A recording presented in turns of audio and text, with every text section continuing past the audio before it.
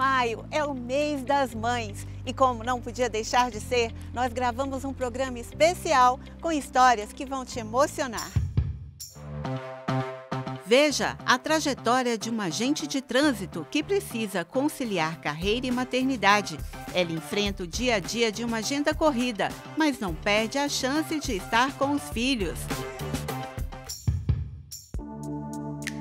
Conheça a exposição Por Trás da Mãe, da artista plástica Bárbara Moreira, que mostra um outro lado da maternidade, com contradições e desafios. Saiba mais sobre apadrinhamento afetivo e adoção tardia, iniciativas que têm como objetivo garantir a convivência familiar de crianças e adolescentes que estão em instituições de acolhimento. No DF, o Grupo Aconchego dá assistência e orientação gratuitamente. Confira a entrevista com a médica Rosalie Rulli, especialista em reprodução humana assistida, que coordena em Brasília um centro de excelência em reprodução. Começa agora o Por Elas.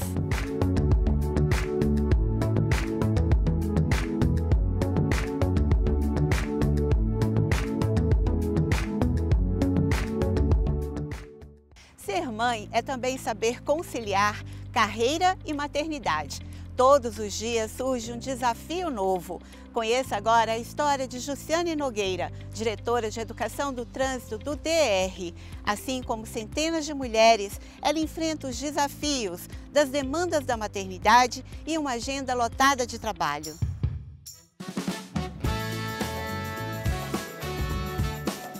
Conciliar carreira e maternidade é um desafio para qualquer mulher. Não é diferente para uma agente do DR que realiza ações educativas e de fiscalização no trânsito que visam, sobretudo, a preservar vidas. As ações incluem uma escola vivencial que ajuda a formar crianças mais conscientes sobre o comportamento no trânsito. Sinal de vida. Mas as atividades da agente ficam mais complexas na chefia do setor. Jussiane Nogueira comanda a área de educação no trânsito, que é considerada uma das mais sensíveis e importantes do DR. A agente precisa administrar uma rotina de atividades de trabalho com a vida pessoal, como mãe de 2 filhos ainda menores. Eu acordo às 5h30 da manhã e aí geralmente eu vou dormir umas 11 horas da noite, 10h30, porque eu tenho toda uma rotina, não só no trabalho, mas uma rotina em casa também, com as crianças. Então eu acordo de manhã, arrumo os meninos para poder ir para a escola, saio correndo de casa, faço academia também de manhã, em alguns dias eu tento conciliar o horário também, por uma questão de saúde mesmo, né, uma condição física. Depois disso eu venho trabalhar. Os desafios encontrados envolvem também ter de lidar com um setor que ainda é predominantemente ocupado por homens. A parte de trânsito, né, ela é mais dominada por homens. Eu estou na parte de educação, já trabalhei também na parte de fiscalização. Nesse momento, eu estou comandando a parte de educação para o trânsito. É uma área muito sensível, como você mesmo disse, então acaba que a mulher ela tem mais essa sensibilidade para lidar com a educação. Mas eu tenho a minha equipe bastante homens, né, na equipe, não só na educação, mas na fiscalização também, que a gente trabalha sempre em conjunto. Então é muito complicado, porque as pessoas olham para a gente às vezes como sexo frágil. O machismo ainda está presente, né? Então acabam achando que nós não vamos dar conta, que nós não somos capazes. E aí vem, levanta aquela situação e fala assim, não, nós vamos dar conta sim, nós somos capazes. E nós mulheres somos capazes sim, capazes não só de ser uma profissional competente, mas uma mãe sempre presente, sabe, uma dona de casa sempre presente, tudo uma questão de ajuste. Você não vai dar conta de suprir todas as necessidades em 100%, mas ajustando a gente consegue atender tudo. Trabalhar e cuidar dos filhos é desafiador. Levantamento da Fundação Getúlio Vargas mostra que depois de 2 anos, quase metade das mulheres que tiram licença maternidade está fora do mercado de trabalho.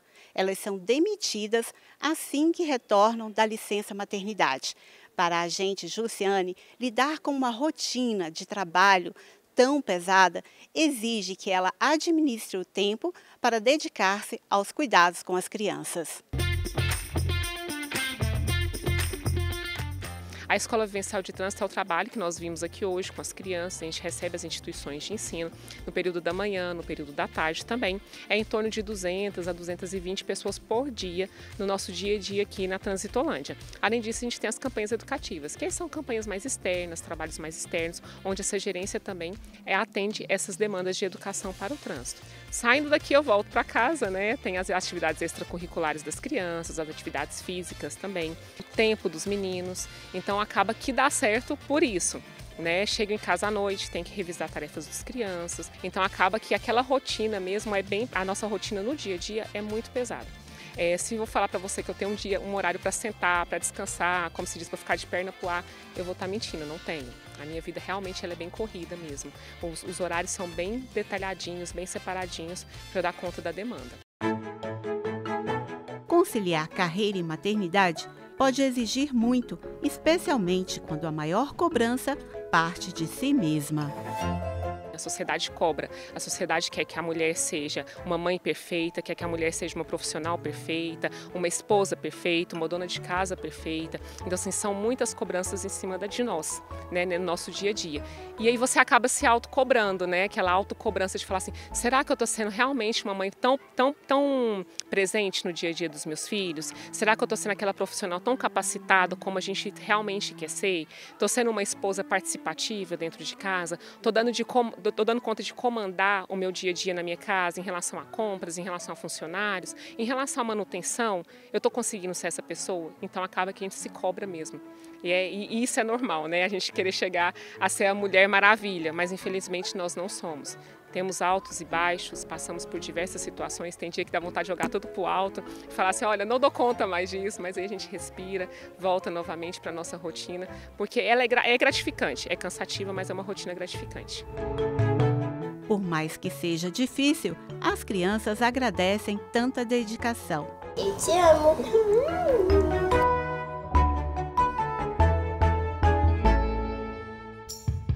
A maternidade real é cheia de significados e contradições. Veja agora a exposição que traz nas telas, figuras e instalações as inquietações e questionamentos da artista-mãe Bárbara Moreira. A artista plástica brasiliense Bárbara Moreira desenvolve obras que retratam as buscas, encontros e desencontros da mulher durante a maternidade, com reflexões sobre violência obstétrica, solidão e solidariedade entre mulheres.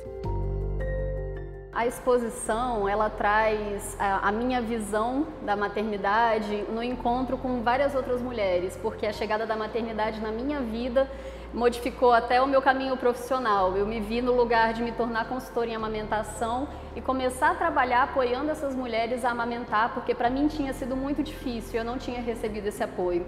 Então, conhecer essas mulheres, essas diversas facetas, me fazia entrar tanto numa admiração imensa por tudo que elas enfrentavam e conseguiam superar, quanto também perceber o quanto a sociedade não estava pronta para acolher aquelas mães, porque aquelas mães passavam por uma realidade que não tinha sido apresentada a elas antes de ter o filho, assim como foi para mim, né? E tinham caminhado naquele lugar de gestar, ser o centro das atenções, e ao chegar no pós-parto e na amamentação, encontrava uma realidade muito dura, né? De desapoio, de solidão, de falta de informação, falta de orientação correta, por exemplo, para a amamentação. Então eu percebi que não era uma dor só minha, eu percebi que é algo que a sociedade não mostra. E eu comecei a trabalhar isso na arte, comecei a trazer isso no meu trabalho e foi uma forma de eu ir também compreendendo tudo que eu recebia cada vez que eu atendia, né? Uma mãe, cada vez que eu fazia uma roda de mulheres. E isso foi sendo uma forma de, eu acredito que de alquimizar tudo isso.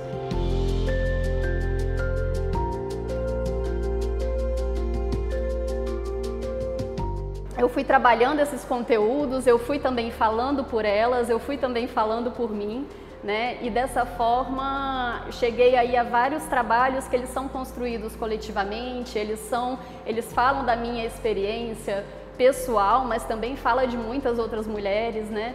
E é muito interessante perceber que na visão desses trabalhos as mulheres se sentem muito representadas, validadas, porque o que eu trago na exposição é realmente essa faceta de que a maternidade ela nem sempre é leve, às vezes ela é pesada, ela é solitária, a mulher passa por uma perda da identidade de quem ela era, os amigos não se encaixam mais e ela começa a ter que buscar uma nova vida mesmo, com aquela criança, com tudo sendo novo para ela, e ela precisa ser forte, precisa conseguir, né?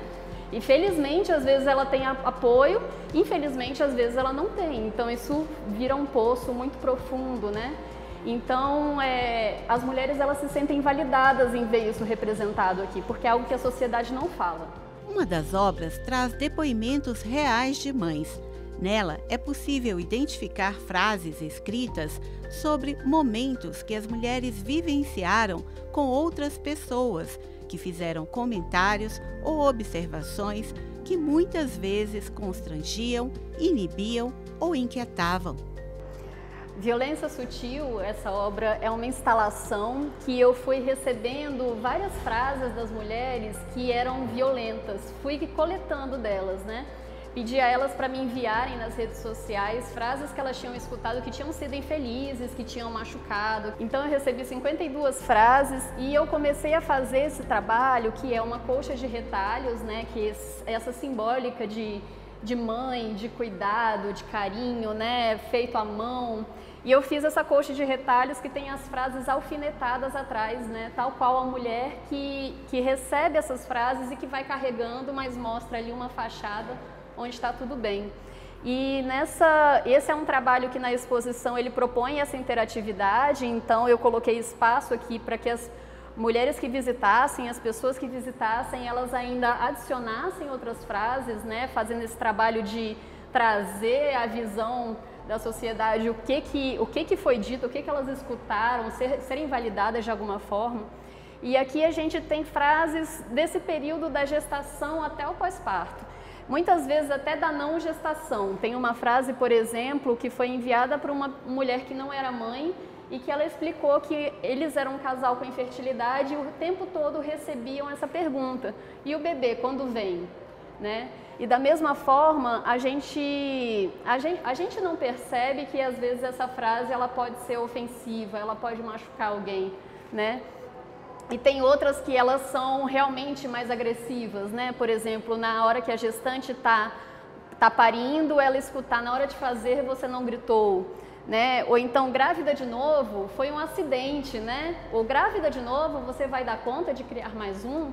Então, esse lugar das pessoas se sentirem no direito, né? E no poder de cuidar da vida reprodutiva das mulheres, né? De cuidar da maternidade delas e desrespeitar completamente esse lugar de vulnerabilidade que a mulher está passando. Então, existem também outras discriminações que são mostradas pelas frases. Por exemplo, eu recebi a frase: essa menininha branca é a sua filha? Da mulher que tinha uma filha, mas a filha era branca, ela era negra, e quando passeava no parque com a filha, recebia esse tipo de pergunta. Tem uma, por exemplo, sobre perda gestacional também. Então tem uma mulher que escutou: deixa ele partir em paz, né? Para a mulher que perdeu o bebê e estava chorando por isso. Outra sobre perda gestacional, que a mulher escutou assim: quem disse a você que você não está grávida? Outra sobre perda gestacional, que a mulher escutou assim: quem disse a você que você está grávida? Porque o feto não tinha se desenvolvido, mas na hora do ultrassom a mulher escutou isso. Então são situações que são realmente violentas, são agressivas. Ao mesmo tempo, tem muitas frases aqui que elas são culturais. A gente pergunta para um casal quando é que o bebê vem, mas essa obra ela vem trazer uma consciência de que nem sempre essa pergunta ela é completamente inocente, né? Nem sempre essa intervenção ela é também inocente. Às vezes ela tem intenção mesmo de ser violenta e de calar e silenciar essa mulher, como são os casos de violência obstétrica que a gente tem relatados aqui. Para algumas mulheres, há também o enfrentamento do luto, momento em que mais precisam de acolhimento. A gente tem aqui um conjunto de obras, né? A primeira obra, Ferida Aberta, ela vem retratar esse lugar de como a mulher está aberta, ela está exposta, ela está vulnerável, principalmente nesse pós-parto, porque ela passou por uma gestação que modificou o corpo dela e ela está num lugar totalmente novo enquanto está no sangramento do pós-parto, no leite, né, aquele excesso de leite, às vezes, dos primeiros dias. Então, essa obra fala sobre isso.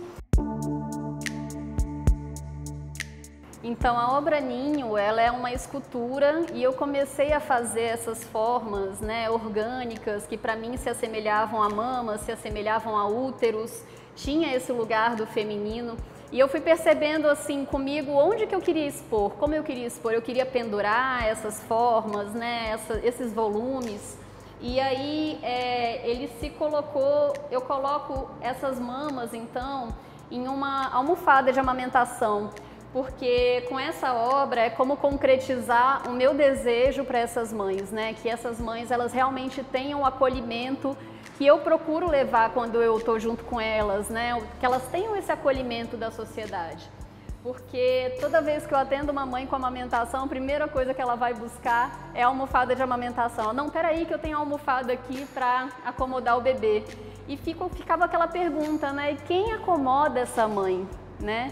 Então essa almofada de amamentação que está nessa rede, que tem esse entrelaço, e que acolhe essas mulheres, né, de certa forma concretizando ali, pelo menos na arte, esse desejo de ver essa mãe realmente acolhida, compreendida e fortalecida nessa rede de apoio. Bárbara faz parte de um coletivo de mulheres que, entre outras coisas, desenvolvem trabalhos para tratar das transformações que ocorrem desde a gravidez, o parto e as fases de cuidado no pós-parto e durante o desenvolvimento da criança. Essa oportunidade da gente estar entre mulheres, da gente se fortalecer em coletivo, foi me mostrando que isso também podia ser levado para as artes, né? Quando eu comecei a encontrar outras mulheres artistas, a minha arte também foi ganhando mais potência, a minha expressão foi ganhando mais liberdade. Então eu também faço parte de um coletivo que é o Coletivo Matriz, onde estou eu e outras 4 mulheres do DF e do entorno, e a gente fala sobre questões invisíveis da maternidade. Então, hoje eu fico muito feliz de perceber que esse cenário de trazer a maternidade não só no mundo das artes, mas trazer o que é velado para que a sociedade perceba, tome consciência e passe a tratar as mulheres de outra forma, é um movimento muito importante, muito essencial, né, para o nosso crescimento enquanto sociedade, enquanto comunidade. A exposição A Mulher por Trás da Mãe possui também uma parte mais pessoal, que conta um pouco da trajetória de Bárbara. Nessa parte mais autoral, a artista mostra de que forma vivenciou todas as inseguranças e alegrias da maternidade com os 2 filhos. Esse é um mergulho que ele foi possível porque eu me tornei mãe do Miguel, que hoje tem 8 anos, e sou mãe também da Beatriz, que tem 6. Tive a felicidade de conseguir amamentar o meu filho, depois eu amamentei o Miguel durante a gestação da Beatriz, e amamentei os 2 por 7 meses. Então eles realmente me revolucionaram enquanto mulher, eles me fizeram olhar para outras mulheres de maneira mais acolhedora, a olhar para minha própria mãe de maneira mais compassiva. E eu acho que essa transformação que eu vivi internamente, trago aqui na exposição, ela é também uma transformação que todas as outras mulheres passam, né? Trazer à luz o que a gente vive de forma velada, o que não é visto pela sociedade, de certa forma valida a todas nós.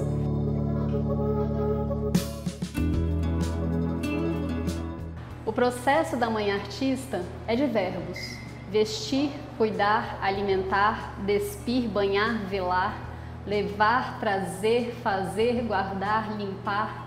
Entre esses, pensar, bordar, pintar, colocar para fora o que oprime, dar forma a sonhos e falar o indizível no contorno ou no verso. Acompanhe no próximo bloco o trabalho do Grupo Aconchego, que busca garantir a convivência familiar de crianças e adolescentes que vivem em instituições de acolhimento. Saiba mais sobre reprodução humana assistida na entrevista com a médica Rosalie Rulli. Nós voltamos já. Nós poderíamos dizer que a infertilidade 40% é feminina, 40% é masculino então, e 20% dos dois. Né? Então não existe esse estigma que há décadas, né? Um paciente entrou e disse, olha, minha mulher não engravida. É muito comum dizer isso, né? A culpa é dela, ele tinha um espermatozoide. Então quem não engravidava, quem não tinha capacidade reprodutiva é ele.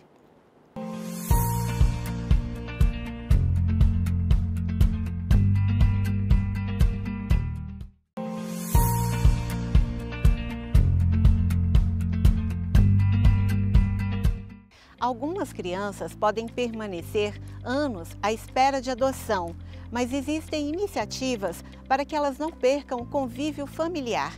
Conheça agora o trabalho do Grupo Aconchego, que presta assistência e orienta famílias que desejam adotar ou mesmo apadrinhar uma criança ou adolescente.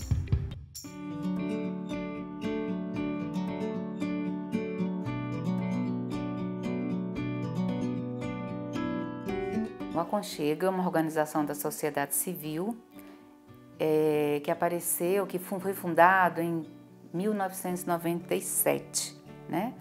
E ele apareceu como trabalhando com as famílias que faziam adoções de crianças maiores e que passavam por dificuldades de adaptação. No caminhar dessas adoções, se percebeu que existiam outras possibilidades de trabalho do Aconchego. Então a gente trabalhou inicialmente com adoção, para depois a gente trabalhar realmente em prol da criança e do adolescente, né? No sentido de acolher crianças e adolescentes que não têm o perfil para as famílias adotivas, né? Para as famílias, né, que desejam adotar. Então o que a gente faz? A gente tem alguns programas, além do programa de adoção. Na adoção nós temos 3 focos, que é apresentar o processo de adoção às pessoas, aos candidatos, o que é adoção, o que vem a ser isso, né? O que interessa conhecer. Depois nós temos um outro grupo, que seria o grupo de habilitados, ou seja, as pessoas participaram do encontros, foram à vara da infância, quiseram se habilitar, passaram por todo o processo e são habilitadas no Serviço Nacional da Adoção do CNJ. E o terceiro foco da adoção é a adoção tardia. É um grupo de pais e mães que já adotaram ou estão com a guarda de crianças maiores, né? Em convivência já, então num processo de adaptação. Então esse é o foco da adoção. Por outro lado, tem muitas crianças e adolescentes, como eu disse, que saem um pouco do perfil da adoção e às vezes não tem como retornar à família de origem. Então nosso trabalho nesse momento é desenvolver projetos de autonomia para esses adolescentes, né, que vão sair do acolhimento e que vão precisar cuidar da própria vida. Hoje a gente tem 2 projetos sendo apoiados pelo Conselho dos Direitos da Criança e do Adolescente do DF, um voltado totalmente para os adolescentes, para projeto de vida e autonomia, e um outro voltado para a capacitação da rede e para as famílias acolhedoras. Esse é um projeto onde as pessoas da comunidade se inscrevem para ser padrinhos ou madrinhas de uma criança acima de 10 anos de idade, que é o perfil que a gente trabalha, que é esse perfil com remotas possibilidades de retorno à família de origem ou adoção. Então existe toda uma capacitação dessas pessoas, uma preparação, com temas como motivação, idealização. Por que uma pessoa está tão tranquila e resolve participar de um projeto que tem um compromisso de pelo menos de 15 em 15 dias estar com esse adolescente, né? Ou com essa criança. É um projeto onde ele vai acompanhar, onde ele vai formar um vínculo com esse adolescente. Então a ideia é que essa criança tenha vínculos além da instituição de acolhimento, que ela possa ter esse padrinho como referência em sua vida, que ao sair do serviço ela possa ser acompanhada por uma pessoa Então ela vai sair do serviço de acolhimento aos 18 anos, mas ela vai ter um padrinho ou uma madrinha de referência, quem vai acompanhá-lo. Então são preparados os padrinhos, são 6 encontros, e são preparadas as crianças para entender que apadrinhamento afetivo não é adoção, né? Então esse é o apadrinhamento afetivo. Temos muitos casos de sucesso e temos casos também que não deu muito certo.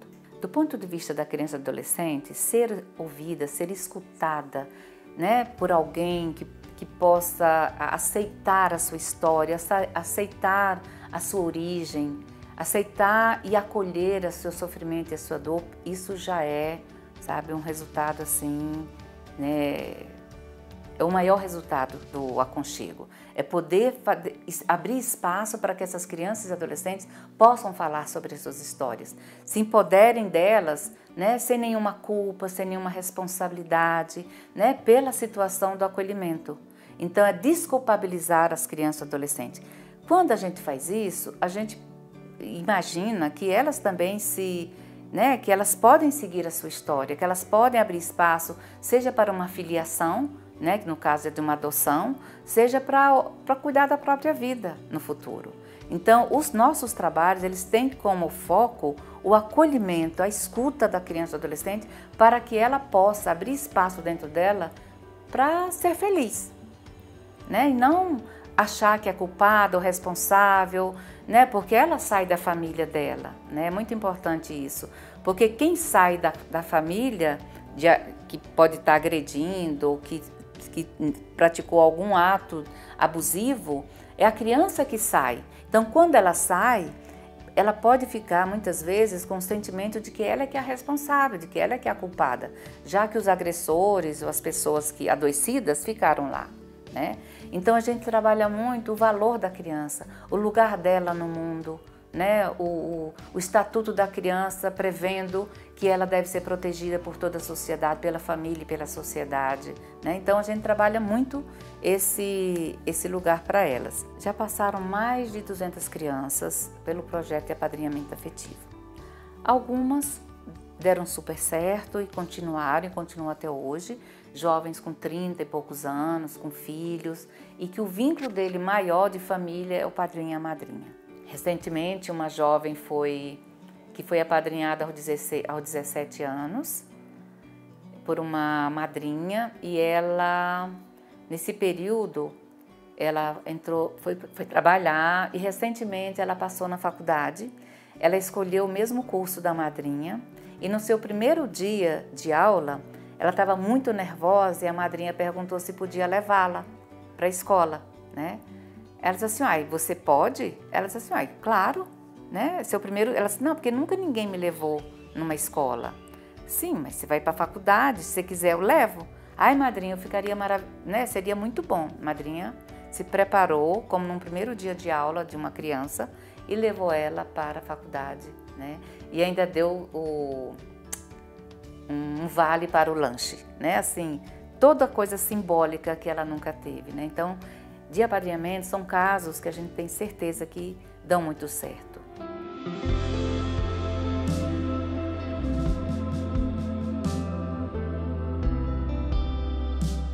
As pessoas que desejam participar do apadrinhamento, elas precisam ter acima de 18 anos, mas tem que ter uma diferença de no mínimo 10, né, entre o afilhado e o padrinho ou madrinha. Elas precisam, não importa se são casados, solteiros, a questão de gênero também não nos importa. Eles devem apresentar toda a sua documentação, inclusive aquela certidão negativa de bons antecedentes. Elas não podem estar no cadastro da adoção, para não configurar apenas um conhecimento prévio das crianças, né? Porque a ideia do apadrinhamento afetivo é que forme vínculo, né? Com esse padrinho, um vínculo de apadrinhamento, um vínculo de amizade. Então, elas não podem estar cadastradas no Serviço Nacional da Adoção e precisam fazer parte do grupo, fazer os 6 encontros, né? Fazer a palestra, depois os 6 encontros, e ter disponibilidade de tempo para frequentar, para acompanhar, para conviver com essa criança no mínimo de 15 em 15 dias. Eu acho que é um dever da sociedade, é um dever de todos nós cuidar das crianças e dos adolescentes que passam por situações de vulnerabilidade. E existem projetos que são muito bons, que são projetos que guiam essas pessoas que desejam cuidar dessas crianças e adolescentes, porque não é suficiente chegar numa instituição e doar um bem material. É importante que a gente saiba fazer escuta, que a gente aceite essa criança e adolescente como um sujeito. Então, o aconchego, ele se disponibiliza a capacitar as pessoas para fazer esse papel de cuidador, esse papel de escuta dessas crianças e adolescentes que já passaram por diversas situações e que não precisam mais de alguém que faça diferente.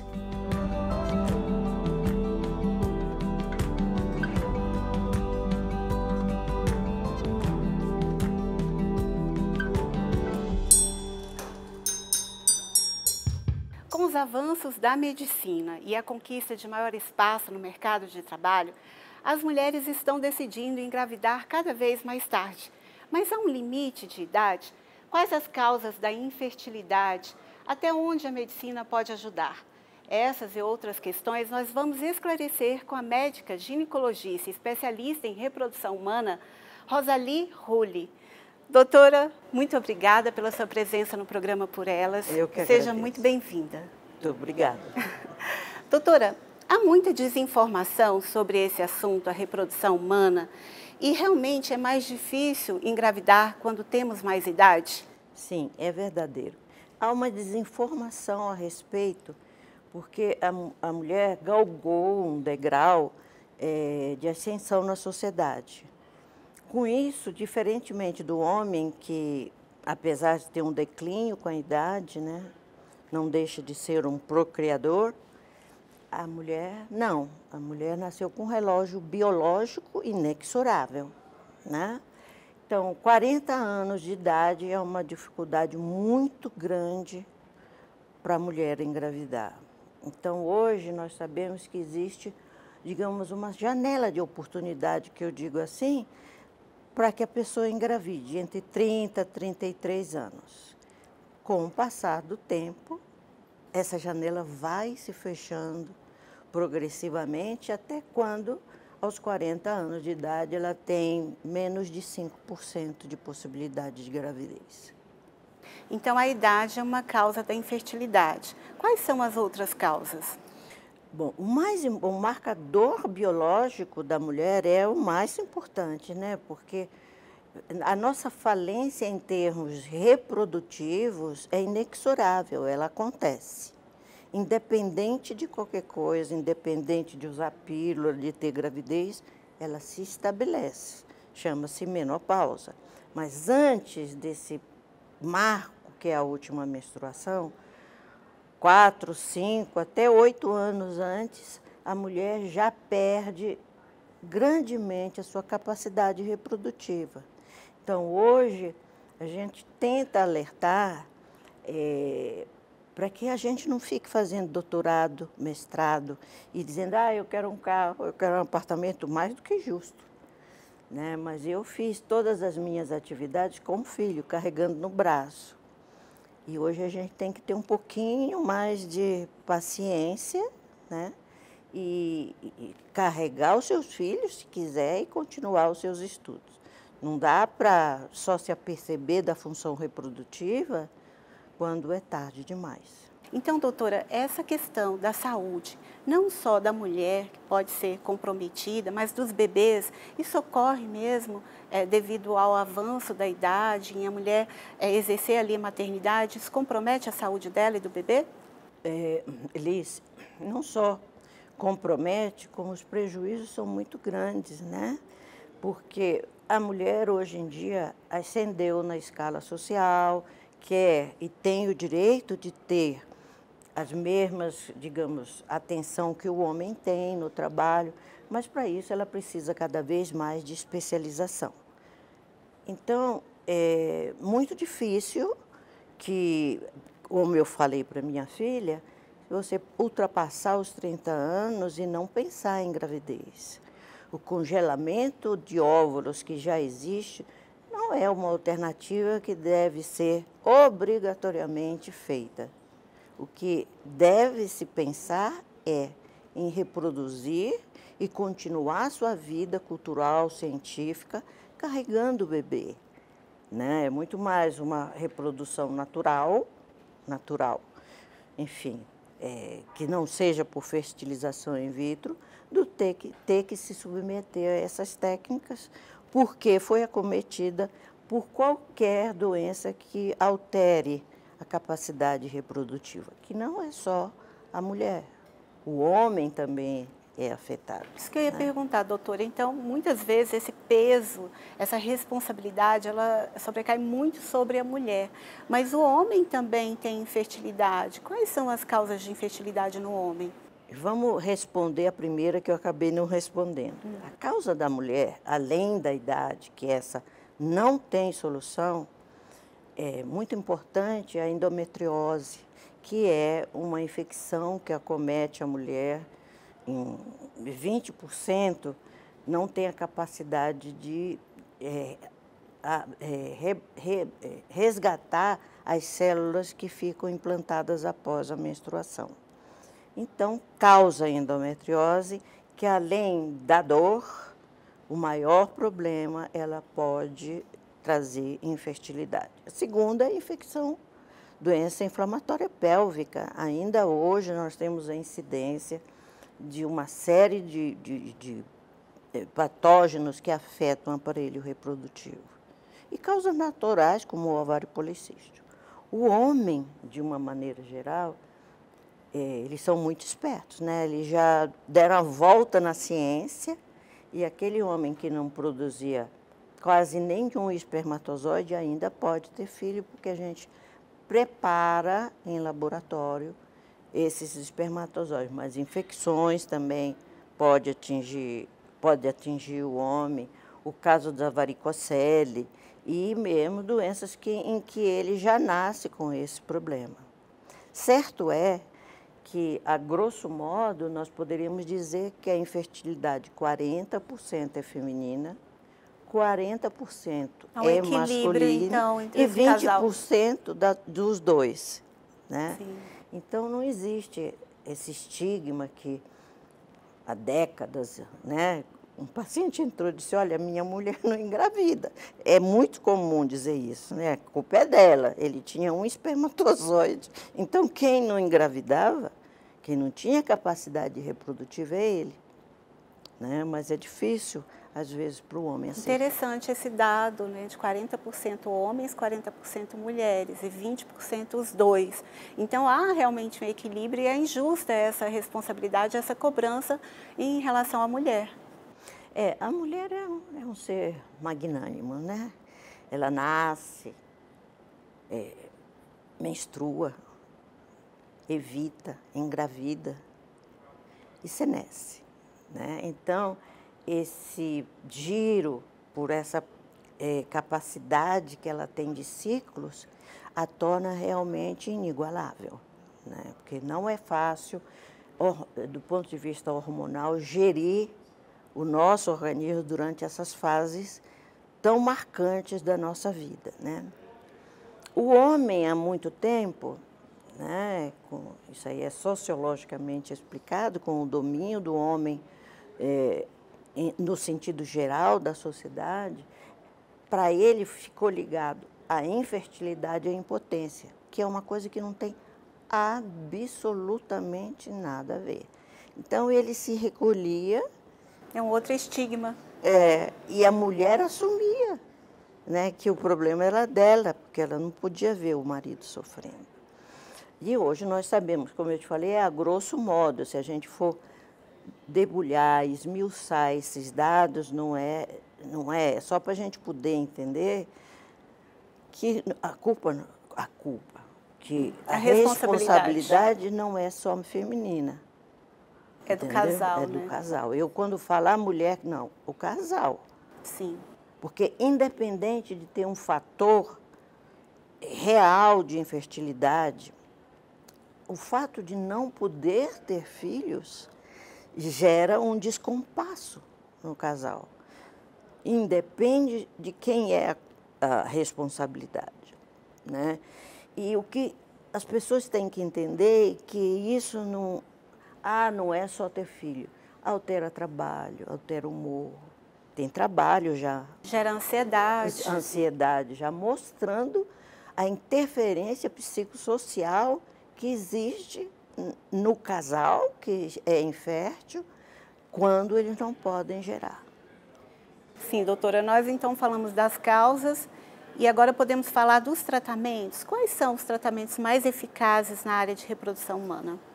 O HMIB se tornou um centro de referência, né, no Brasil. Hospital Materno Infantil de Brasília. O Hospital Materno Infantil. Nós, há 23 anos, existimos, né? Foi o estoicismo de poucos e vontade política de alguns. Trabalhar no sistema público é preciso entender como é que se movimenta a máquina pública para poder a gente conseguir fazer um serviço que, em princípio, seria para aqueles que podem pagar. E não é verdade. 15%, falando também a grosso modo, dos casais no mundo inteiro são inférteis. Ricos ou pobres, religiosos ou não, são inférteis. Nem esses 15% mundial vão necessitar de técnicas de reprodução assistida, mas alguns, com certeza absoluta. Então, os tratamentos vai depender da gradação da ingerência no sistema reprodutor masculino ou feminino. Então, nós temos primeiro, o nosso serviço é extremamente organizado, né? Por isso nós existimos há tanto tempo.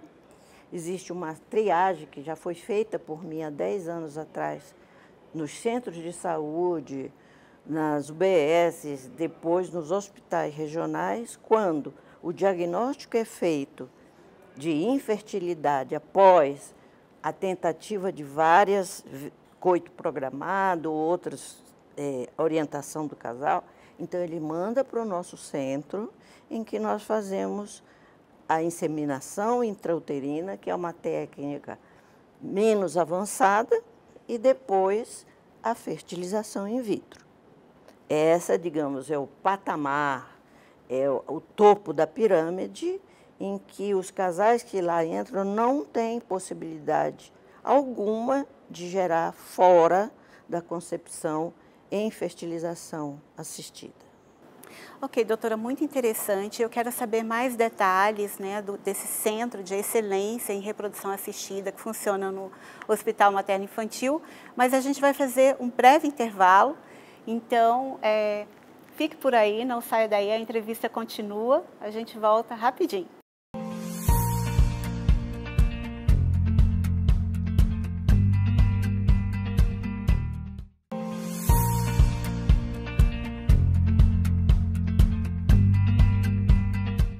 Nós estamos entrevistando a médica ginecologista, especialista em reprodução humana assistida, Rosalie Rulli. A doutora, ela é precursora aqui no DF na reprodução humana assistida e coordena uma equipe no Hospital Materno Infantil de Brasília, recebendo casais que recebem o tratamento pelo Sistema Único de Saúde. Doutora, esse tratamento, né, é pelo Sistema Único de Saúde, as equipes são multiprofissionais. Como é feito o atendimento aos casais? É uma equipe, realmente, como eu disse, que depende do estoicismo de alguns, né? Porque, como tem várias interações, hoje nós temos em torno de 25 pessoas e é muito pouco. Porque além dos médicos que devem ter especialização em reprodução assistida, não pode trabalhar no centro. Se não tiver, são exigências da Anvisa. Nós temos os biólogos, que são a alma da fertilização, que eles que tratam dos nossos bebezinhos, né? Nós temos o andrologista, que é o que trata do homem em si, né? Nós temos uma psicóloga, como eu disse para você, para acompanhar aqueles casais, porque eu falei, né, que a gente não está querendo trazer ilusões ao casal, a gente quer realizar sonhos, né? Então, a gente tem sempre uma mensagem positiva, mas sabendo das nossas limitações em produzir o tão sonhado e almejado filho.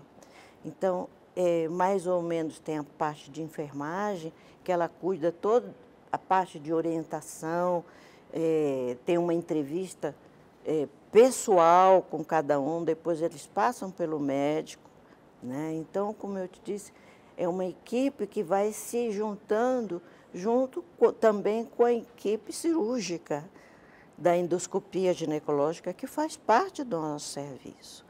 Então, são muitas pessoas, mesmo assim ainda é muito pouco, porque nós temos um atendimento, é o maior do hospital, mais de 10.000 pacientes ano atendido, é lógico que não é só para fertilização in vitro. Tem outros, digamos, departamentos, mas a fertilização tem uma espera de 700 pacientes. Então, muito grande a fila. É muito, porque dentro do centro nós temos divisões muito grandes. Tem um ambulatório de primeira vez, tem um ambulatório que seleciona os casais, tem o atendimento do CEPRA, propriamente dita, o Centro Especializado em Reprodução Assistida, tem a sala de cirurgia, captação.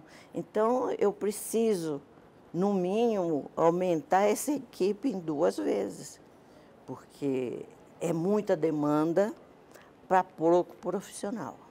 Doutora, e esses casais que buscam esse atendimento, como eles chegam ao centro, vêm com essa ansiedade, vêm com esperança, como a senhora disse, uma das missões é realizar sonhos? Eu sou um atlas, né? Eu carrego nas minhas costas o mundo dos casais inférteis. Eles veem em mim, por essa batalha, veem na equipe da reprodução humana os realizadores desse sonho. Então, às vezes, eles vão com uma expectativa muito alta. E quando a gente diz, olha, nós temos 30%, né, dependendo do caso, 30% de uma maneira geral, e ele, mas 70% de fracasso? Eu falei, não é de fracasso, é que nós não somos Deus, né? Nós não podemos resolver problemas dos quais ainda a gente não tem conhecimento para fazê-lo. Então, a gente procura, de uma maneira muito acolhedora, dar essa notícia. Tanto é que, além da busca pela, digamos, a realização de dar um filho, de ajudar a conceber um filho, nós estamos muito atentos para aqueles casais que não conseguem e que chegam ao final de tudo, doutor, eu não consegui. Eu fiquei nos 70%, mas assim, para meu agrado e a minha satisfação é muito importante, porque mesmo sem conseguir, eles se sentem acolhidos. Doutora, eu ia perguntar isso, a taxa de sucesso, então, é em torno de 30%. E esses tratamentos, eles são indolores? Porque existe, né, essa expectativa, esse medo, às vezes, de que o tratamento é algo dolorido, de que a mulher sofre bastante, de que... Como que é isso na prática? Quem sofre mais é o homem. Porque, como eu te disse, tem um fator masculino, né? Então, ele tem que... Às vezes, a gente tem que buscar o espermatozoide lá nos testículos, e isso é muito desagradável, né?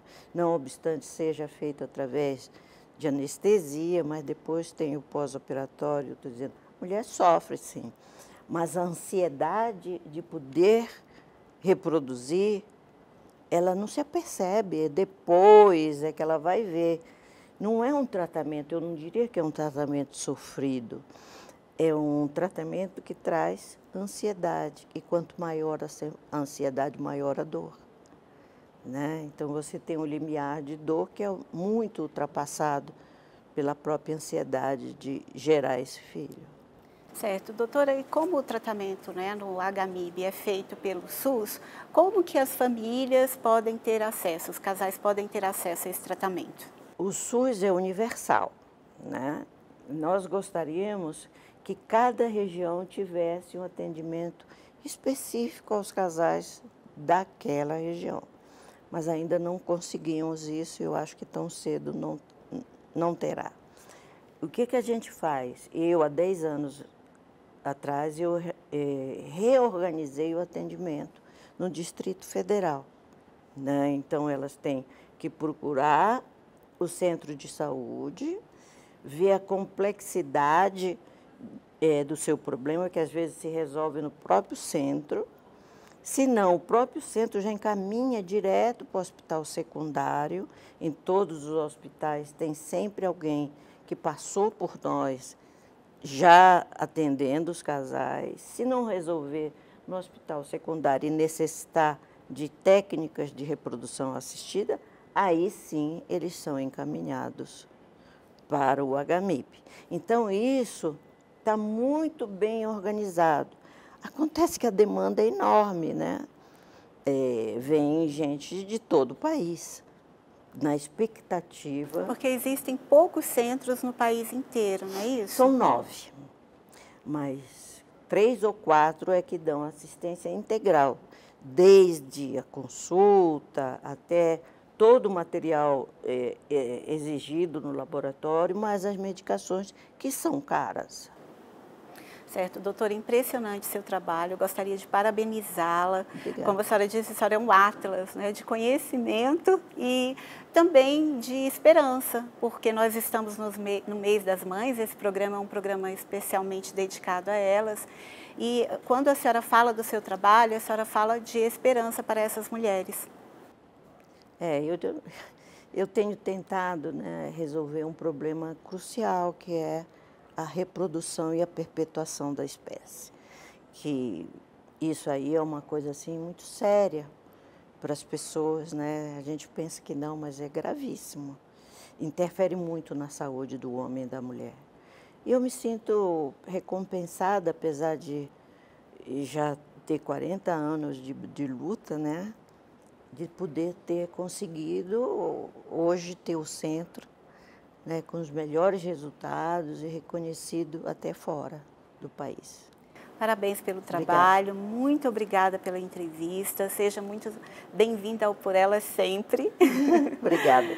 E nós ficamos por aqui, agradeço muitíssimo a sua companhia e nós nos vemos no próximo programa da TV Câmara Distrital.